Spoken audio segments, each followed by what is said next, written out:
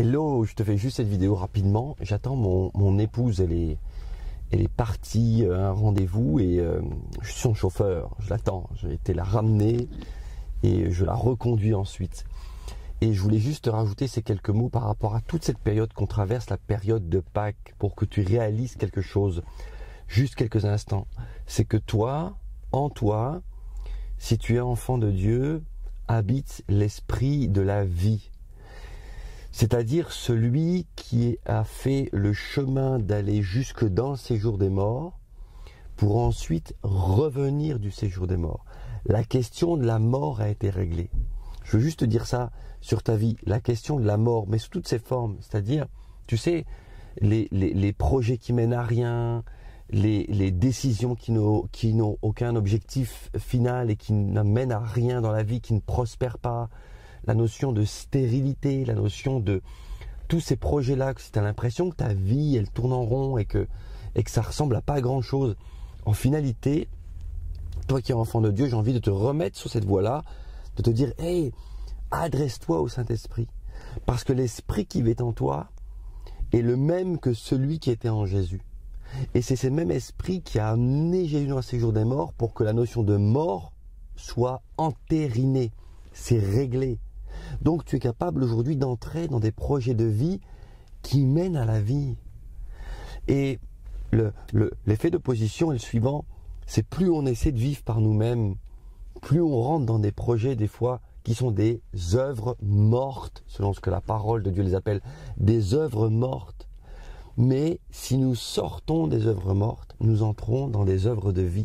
Et on en a la possibilité. Tu peux reprendre goût aujourd'hui et te dire, mais il n'y a rien de terminé sur ma vie. Il y a comme une résurrection qui est possible d'arriver parce que Jésus-Christ vit en moi. Alors, le passage que je voulais prendre était le suivant, tu vois, où à un moment donné, tu vois, tu as dans l'Apocalypse, juste ce passage, il dit ceci. Apocalypse 1, verset 18, donc un peu avant, 17. Sois sans crainte. Imagine, c'est Dieu qui te parle, qui te dit, sois sans crainte. C'est moi. Donc Jésus te parle, il dit, sois sans crainte, c'est moi. Je suis le premier et le dernier, le vivant. C'est vraiment ce mot-là que je veux que tu t'arrêtes l'instant. Le vivant. Il est dit, j'étais mort, mais tu vois, je suis revenu à la vie. Donc déjà ça, c'est une chose extraordinaire. C'est un cheminement peut-être qu'on l'a lu souvent, tu vois, mais c'est un cheminement qui est extraordinaire. C'est-à-dire que là, tu as le résumé de l'œuvre de la Pâque dans ce texte-là. Je suis le vivant. J'étais mort, donc il était vivant. J'étais mort, mais je suis revenu à la vie. Il y a des paroles sur ta vie, peut-être, tu te dis, mais c'est fini. Dieu a parlé, c'est vrai, c'était il y a X temps, et maintenant c'est fini, je suis passé à côté. Laisse-moi te dire une chose. Tout ce que Dieu, je dis bien Dieu, a déposé sur ta vie sont des paroles de vie. Parce que ce sont des paroles qui viennent de la vie elle-même. Et cette vie-là ne meurt pas. Même si elle va dans le séjour des morts qui nous concerne nous, elle ne meurt pas. La parole de Dieu dit que la parole elle-même, donc la vie, ne retourne pas à Dieu sans avoir produit son effet. Donc, si tu as l'impression que ta vie, elle est comme un désert, c'est fini, profite de cette période de Pâques pour renouveler tes vœux avec Dieu et dire, mais c'est pas fini. En fait, quand on pense que c'est mort, fais appel à celui qui est mort et ressuscité. Lui, il peut renouveler les choses dans ta vie. Tu comprends? Il peut redonner un sens à ta vie. Marche dans ses voies, lui. Arrête tes projets, les œuvres mortes et marche dans ses voies. Et il dit, c'est moi, je suis le premier et le dernier, le vivant. J'étais mort, mais tu vois, je suis revenu à la vie. Et à présent, dit-il, je vis éternellement. C'est pour ça que j'insiste sur le fait de laisse les œuvres mortes. Les œuvres d'ici-bas sont des œuvres temporelles, dans le sens où elles n'auront pas d'impact pour l'éternité. Tu peux faire des choses pour servir Dieu ici-bas, qui sont encore temporelles, mais tu sais que ces choses auront un impact pour l'éternité. Et ça, c'est limite pas à toi d'en juger. C'est Dieu qui te dit ce que tu dois faire ou pas. C'est Dieu qui te met, la Bible dit, il met en nous le vouloir et le faire. C'est lui qui fait. Si tu t'engages dans quelque chose, et je sais que tu sais, en fait, en réalité, tu pourrais essayer de tromper les autres, mais si tu es honnête avec toi-même, je sais que tu sais. On sait. On sait très bien quand on est en train de faire ce qu'on a décidé qu'on ferait. Tu vois, Dieu nous éclaire, il y a des décisions un peu floues, tu vois, on bypass un peu des trucs, quoi. On le fait un peu en loose day, ce qu'on appelle. Toi, tu te dis, ouais, je dis pas tout à Dieu, mais Dieu sait tout. Et tu sais en réalité, tu sais que, en réalité, que ce que tu fais est en partie dans ton plan à toi, pas dans le plan de Dieu. Et donc, il y a la mort dedans. C'est-à-dire que ça n'aura pas d'impact pour l'éternité, il y a la mort, tu vas te fatiguer. Reste sur la notion de Pâques, du ressuscité, et attache-toi à faire des œuvres qui sont déjà écrites pour toi comme de bonnes œuvres qui auront un impact jusque dans l'éternité. Et donc pour cela, tu t'accroches à celui qui était vivant, puis qui est mort, et qui est revenu à la vie, et il dit, je vis éternellement. Et là, il dit quelque chose qui va encore venir encadrer le truc. Je détiens les clés de la mort et du séjour des morts. Je détiens les clés de la mort et du séjour des morts. Juste par là que tu puisses te rendre compte, à travers cette lecture qu'on fait, que c'est comme si tu pouvais visualiser que l'agneau de Dieu, cette œuvre de Pâques, c'est pas juste, tu vois, il est venu et puis, ah ouais, il a fait ce qu'il fallait faire. Ok, donc voilà, ah ouais, il est venu, il a souffert, il a vécu, il a souffert, et puis bam, ils l'ont mis à la croix et puis il est mort. Et puis il est ressuscité. Voilà, ça c'est le côté un peu très biblique de la chose, très historique de la chose, très processus, tu vois. Je veux dire, ah ouais, voilà. Non, si on prend le temps de réaliser un peu ce qui s'est passé, c'est que, tu vois, la mort, on l'a vu dans le message de dimanche passé, qui s'intitulait Notre Seigneur s'est offert pour notre liberté. Je t'invite à aller voir si tu veux. Tu vois, imagine bien la chose, c'est que cet agneau-là, il est venu, il a vécu sur terre, dans la chair, tu vois, dans la chair dans le sens, dans un corps humain, et quand il est mort sur la croix, à un moment donné, il était séparé de Dieu. Tu vois, et c'est là que la mort a cru avoir la pleine victoire. Parce que la force de Jésus sur terre, c'était quoi? C'est qu'il n'avait jamais péché. Et là où il n'y a pas de péché, il n'y a pas de mort. Car le salaire du péché, c'est la mort. Et la mort, ça veut dire séparation. Donc là où il n'y a pas de péché, il n'y a pas de séparation avec Dieu. Et comme le salaire du péché, c'est la mort, mais que Jésus n'avait jamais péché, il ne méritait pas la mort, non seulement physique, mais non plus le séjour des morts. C'est comme si j'étais en train de te dire que le séjour des morts ne pouvait pas l'accueillir légalement. Le séjour des morts a en fait avalé quelqu'un qui n'était pas, dont il n'était pas légitime qu'il entre dans le séjour des morts. Je pourrais exprès te dire ces mots légal et les mots légitime, ça fait référence à la loi.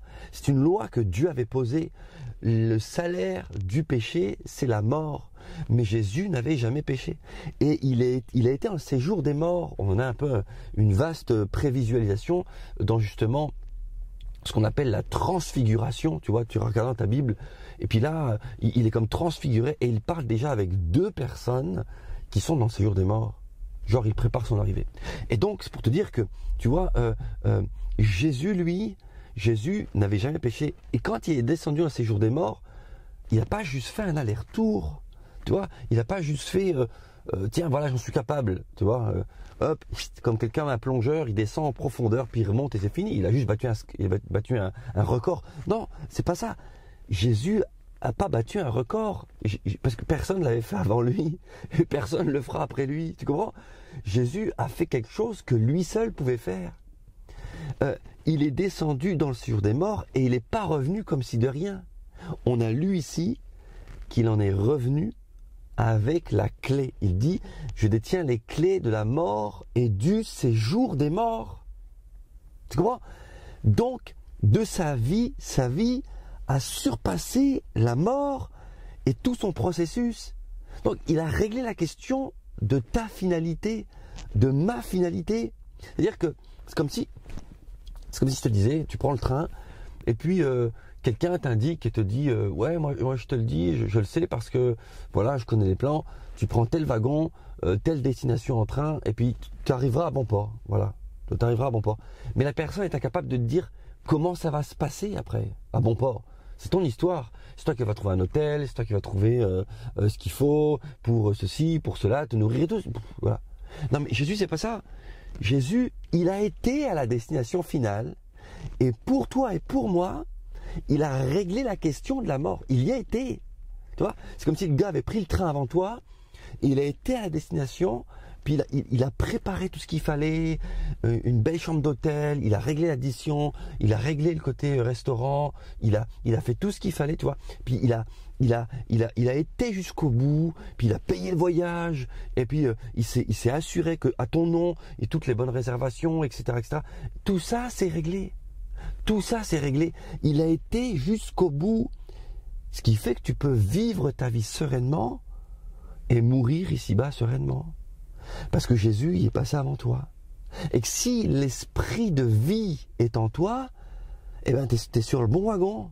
Et c'est comme s'il te disait, ben voilà, j'y étais, tu prends telle voie, je t'ai réservé telle place dans le train, tu vas arriver à tel endroit, je te prépare une superbe maison, tu seras accueilli à tel moment, et puis tu sais même dans le train, dans le train de ta vie, je t'ai préparé plein de choses à faire, et puis c'est juste des bonnes œuvres, et du coup tu auras un impact dans l'éternité, et du coup je te prépare une couronne de victoire, tu vois. J'ai réglé le problème de la mort, t'as plus à t'en faire ici-bas. Donc dans cette vidéo je t'invite à rentrer dans une vie, mais la vraie vie, et celle qui contient les œuvres éternelles. Je pense qu'au travers de la Pâque, il y a ça. Parce que celui qui vit en toi, il a les clés de la mort et du séjour des morts. C'est lui qui en est le propriétaire. Sois dans la joie pour cela. Parce qu'en finalité, tu ne vas plus vivre en risquant de perdre ton temps et de te dire, bon, est-ce que vraiment là-haut j'aurai la couronne de victoire, ou comment ça va se passer, ou quel est l'espoir que j'ai. Je m'adresse à les enfants de Dieu ici. Toutes ces questions qui font que des fois ça te mine un peu, et tu peux vivre ta vie de manière excellente, avec un fleuve de vie qui jaillit de toi. Jean 7, 37, 38, celui qui croit en moi, des fleuves de vie jailliront de son être intérieur. Tu es appelé à ça. Tu n'es pas appelé à nourrir des œuvres mortes, des œuvres qui n'amènent qu'à une partie de la... C'est réglé ça. Ça c'est réglé. Ézéchiel 36, verset 26 dira « Et je mettrai en vous mon esprit, je mettrai un cœur nouveau, je vous donnerai un cœur nouveau, et je vous rendrai capable d'obéir à mes lois. » C'est la vie d'en haut. Pâques, c'est la vie d'en haut. Et ton Jésus, celui qui vit en toi, il te dit « Mais moi j'ai réglé la question de la mort, c'est réglé. Et je ne veux en toi rien de mort, que du vivant. Donc, que du vivant pour l'éternité. » Réfléchis à tout ça parce que du coup, tu vois, l'esprit qui vit en toi, c'est l'esprit de Dieu. C'est le même esprit qui était en Jésus et qui a mis tout son focus, quand Jésus était vivant, tu vois, le Saint-Esprit a mis tout son focus sur le fait de ramener Jésus où? À la croix. Juste pas pour qu'il meure et qu'il ressuscite, pour qu'il meure, qu'il aille régler la question de la mort éternelle et qu'il ressuscite en vainqueur de la mort éternelle. Tu vois? C'est ce grand esprit-là qui vit en toi. Cet esprit majestueux, cet esprit fort. Tu n'as pas reçu un esprit de timidité ni de peur, mais un esprit de courage et de force. C'est ce tout-puissant Saint-Esprit, et il est dit que c'est lui qui a ressuscité Jésus. Si l'esprit qui a ressuscité Jésus-Christ entre les morts habite en vous, alors il rendra la vie à votre corps mortel. Tu vois? Donc c'est ce même esprit-là. Alors, ne baisse pas la tête. Dans cette période de Pâques, j'ai envie de te dire, lève la tête. Reprends tout à zéro avec Dieu s'il faut. C'est vraiment une vidéo d'encouragement. Reprends tout à zéro avec Dieu s'il faut. Ce qu'il a dit sur ta vie arrivera. Si tu te colles à sa volonté, les paroles prophétiques sur ta vie ne sont jamais vaines. Là aussi, dans ce domaine-là, il peut y avoir une résurrection. C'est pas fini pour toi. Ton Jésus a vaincu la mort jusqu'au bout. C'est le grand gagnant. Tu marches avec un vainqueur qui vit en toi. Alors, lève la tête. Et si tu as péché, tu vois si tu dis, ah, j'ai raté, je suis passé à côté, si tu te dis, si tu as des paroles accusatrices en toi, je suis esclave de quelque chose, je suis qu'un bon à rien, laisse-moi te dire, Jésus-Christ t'a libéré de l'esclavage du péché. Donc tu peux lever la tête et repartir. Tu peux regarder ton adversaire comme si de rien et dire, écoute, je te donne raison en une chose, c'est que j'ai chuté. Pour tout le reste, je te donne tort. Je ne suis pas un moins que rien. Je ne suis pas un perdant. Je ne suis pas un loser. Parce que Jésus vit en moi. Alors tu sais, tu vas parler à ton adversaire et tu dis, tu sais, j'ai fait un truc, je vais arrêter de t'écouter toi, et je vais écouter celui qui vit en moi. Et là, tu vas te rendre compte que Dieu t'a tellement aimé qu'il était déjà à ce rendez-vous de repentance et qu'il t'attend les bras grands ouverts, exactement comme le Père a attendu le Fils prodigue, de la même manière, parce que c'est le Dieu de la vie et qu'il veut t'extraire des œuvres mortes. Vraiment, je t'encourage, repens-toi. Je t'encourage, le Saint-Esprit veut te remplir. Le Saint-Esprit veut faire que ta vie soit une vie ensoleillée. Je ne veux pas dire par là que tout ira toujours bien, on s'entend bien, mais une vie de victoire. Et quand tu auras des épreuves, ce sera des épreuves liées à ta foi. Ce ne sera pas des épreuves liées à tes manquements ou à tes péchés, ce sera des épreuves liées à ta foi. Alors oui, c'est dur, mais on est heureux de les traverser. Tu vois? Alors, marche par la foi.